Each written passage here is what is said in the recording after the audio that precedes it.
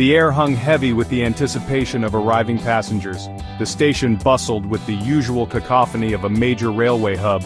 But on this day, the routine sounds of travel would be shattered by an unimaginable tragedy. Desh Express, a symbol of connection and journey for countless travelers, approached the station under a sky that gave no hint of the horror to come. The train was cleared to proceed, a green light beckoning it forward, unaware of the stationary train lying in wait on the loop line ahead.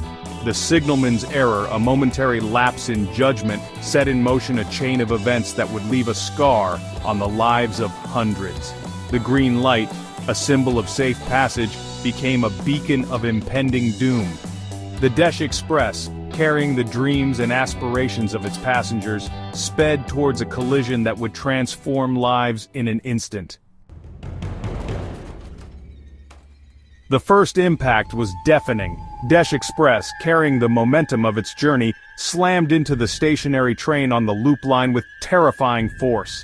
The sound, a gruesome symphony of metal on metal, reverberated through the station, instantly silencing the crowd and replacing the air of anticipation with raw terror.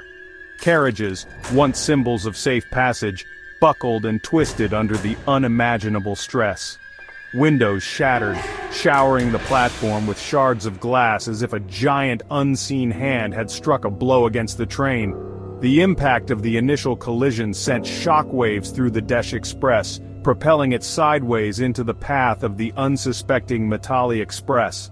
Passengers on both trains were thrown violently against the interiors of the carriages, their screams swallowed by the cacophony of destruction. The once pristine carriages, now reduced to a mangled wreck, lay strewn across the tracks like discarded toys. The air, thick with the smell of diesel fuel and the dust of shattered concrete, bore witness to the terrible forces unleashed in those few terrible seconds. In the immediate aftermath, a stunned silence descended upon the scene. Then, from the wreckage came the cries of the injured, a chilling counterpoint to the groans of the dying. Rescue workers, their faces etched with the horrors they encountered, worked tirelessly to free survivors trapped beneath the twisted metal. For many, however, help came too late. The official death toll stood at 150, each number representing a life tragically cut short, a future forever lost. But the true cost of the tragedy extended far beyond the official numbers. Families, torn apart by the loss of loved ones, struggled to comprehend the scale of their loss. The faces of the missing stared out from hastily assembled notice boards, a poignant reminder of the human cost of the disaster.